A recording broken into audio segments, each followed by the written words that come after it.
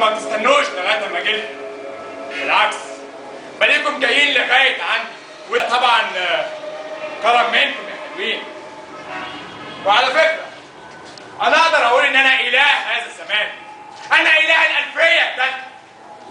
شيطان جميل وظريف، زمان كان شكل مخيف، دلوقتي وسيم وظريف. بص وشوف حواليك هتلاقي حاجات كتير تفرح، امراض، كراهيه، حقد وقتل وتشتت اسري وتقدم علمي مخيف، وده طبعا بيخدم شيطانكم الظريف. والنهارده قررت اني ادخل بيت من بيوتكم، بيحبوني قوي وبيرحبوا بيا كمان، وهتشوفوا معايا انا بعمل ايه معاكم وازاي اخلي البيت كله يبقى ليا، واشوف المسيح والدموع في عينيه وهو بيشوف اولاده واغلى ما ليه بيبيعوه بارخص ثمن. عرفتوا بقى حلاوه الزمن ده؟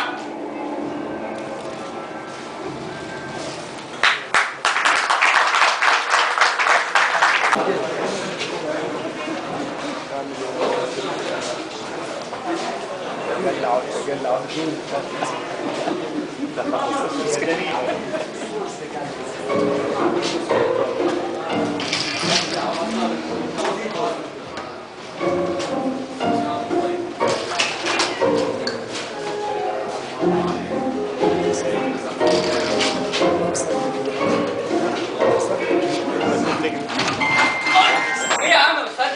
ايه يا عم بتعمله ده؟ بس يا ماجد، بس يا ماجد، عشان زهقت. زهقت منين يا اخويا؟ كل يوم تقول لي شقه وتقول لي زهقت. زهقت يا ماجد، زهقت وقرفت يا اخي من كل حاجه. ليه يا دكتور زهقت منين؟ يا ماجد، يا ماجد، ابحاثك، اختراعاتك كلها بتروح في الهوا يا ماجد. صح.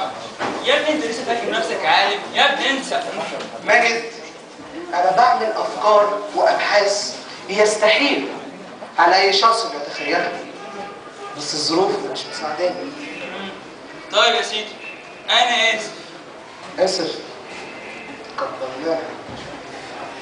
انما صح يا ماجد، انت عملت ايه في مشوار امبارح؟ مشوار ايه؟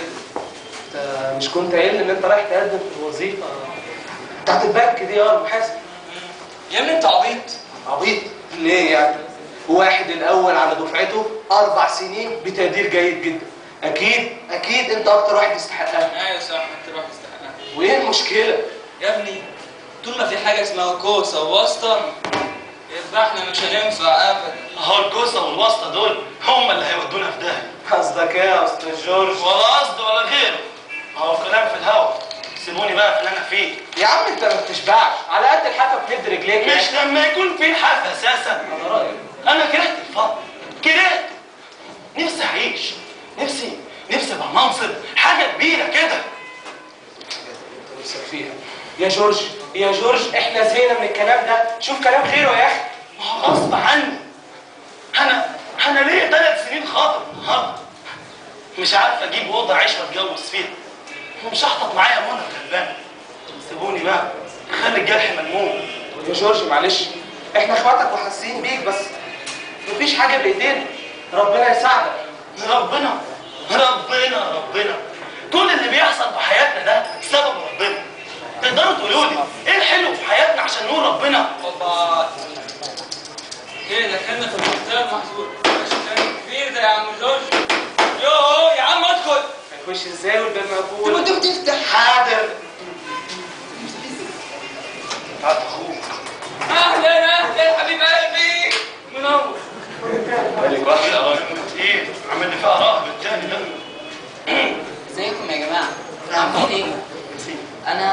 انا كنت معدي هنا من جنب البيت، قلت اجي اسلم عليكم وبالمره اكلمكم في الموضوع. ده لسوء حظنا. ايه؟ ده لحسن حظنا، ده انت منور. على فكره يا جماعه بكره الصبح وراكم حاجه. حاجه ايه دي يا استاذ اشرف؟ ايوه بكره عاملين روح في الكنيسه. يا روحي انا بتكلم بجد. وده بقى بمناسبه ايه يا سي اشرف؟ عاملين يوم روحي عن حب ربنا ورعايته لينا رغم زياده الشرور والاباحيه، خصوصا ان احنا في الالفيه الثالثه. اديك بتقول في الالفيه الثالثه بقى لسه يا راجل. في بداية الألفية الثالثة هتكلمونا عن المسيح. حد يضيع يوم بحاله عشان تكلمنا عن المسيح؟ نضيع يوم نتكلم عن المسيح؟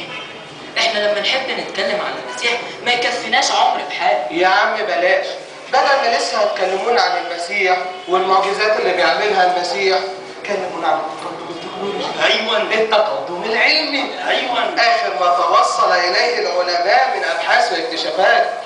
وغيره وغيره. مش المواضيع اللي انت بتكلمونا فيها. يا عمي انا خارج فين بالبوشام؟ يا عم هات بوشام يا عم. يا عم لا ايه ده رايح فين؟ طب استنى طب. انا مش رايح. طب رايح فين طيب؟ طب خد البيجامه بتاعك. يا جماعه تقدم ايه وتطور ايه اللي انتوا بتتكلموا عنه؟ المسيح اللي انتوا بتقولوا عنه الكلام ضياع وقت، هو اللي قال على لسانه في انجيل معلمنا يوحنا: لانكم بدوني لا تقدرون ان تفعلوا شيئا. بقول لك ايه يا اشرف، ارحمني، بلا يوم روحي بلا يوم عقلي، كفايه، ده انا جوايا بركان وساكت. ليه يا ماجد؟ في ايه؟ ليه؟ اسال الواد عمك يقول لك ليه؟ انا طموحاتي واحلامي كلها تتحقق. انا كنت اشطر طالب في الجامعه. كان نفسي ابقى معيد، بس عشان ابقى معيد لازم ابقى جنب الدكتور فلان. خلاص كله راح في الهوا، ومين زي ما انت شايف عالة وتافه. السبب هو المسيح.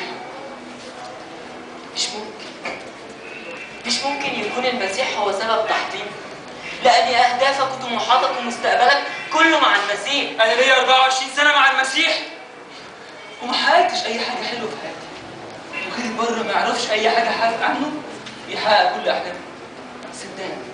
صدقني انا موجود في حياتي مستعد ادفع اي ثمن عشان احقق احلامي، حتى لو كان الثمن ده هو المسيح بتاعك. المسيح؟ عايز تبيع المسيح؟ تفتكر هو ده الحل؟ مسكين، تبيع مسيحك الاشتراك، تبيع الغالي الرخيص. مش ممكن يا ماجد، مش ممكن. كل شيء ممكن. مش كفايه الفقر والجوع والحرمان اللي احنا عايشين فيه، والاسم ولاد المسيح. يا جماعه افهمونا. ربنا قال: لتكن سيرتكم خاليه من محبه المال، كونوا مكتفئين بما عندكم لانه قال: لا املك ولا اتركك. شفتوا قد ايه ربنا عظيم؟ يا ربنا انت ايه اللي يخليك واثق ان في حاجه اساسا اسمها ربنا؟ جورج انت بتقول ايه؟ بقول اللي انت سمعته. يا اخي ده انت لما بتشوف سفينه ماشيه على الميه بتقول حكمتك يا رب، والكون العظيم ده كله تفتكر ممكن يكون صنع نفسه؟ وليه ده؟ ايه المشكله في ان يكون الكون صنع نفسه؟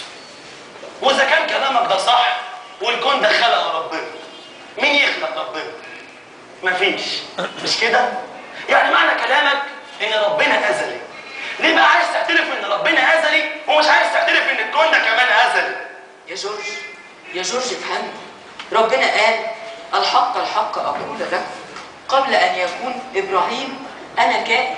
ما قالش انا كنت، قال انا كائن. هو ده الوجود الازلي. يوه خلاص يا حمد، انا غلطان، انا اسف. اتفضل بقى سيبنا نروح عليهم الروح بتاعك ده. ايه الرخامه دي؟ ايه ده؟ يعني رجعت بدري؟ نعم مصيبه برضه. مالك؟ يا جماعه انا مش عارف اتكلم ازاي ولا اقول ايه. مالك؟ مالك يا مدحت؟ في ايه؟ اتكلم. جورج انا اسف ان انا هبلغك الخبر. خبر ايه يا ابني؟ انت اتكلم خضتني.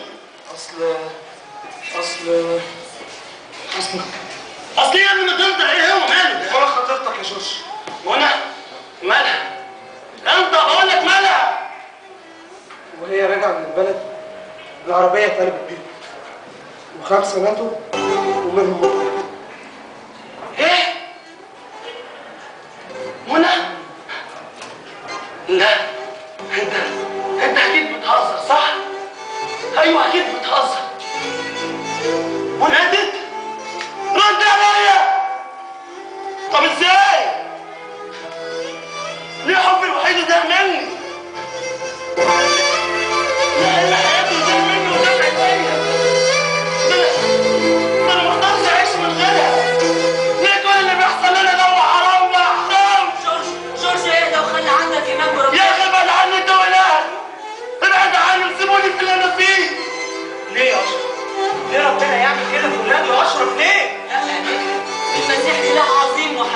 بس بقى.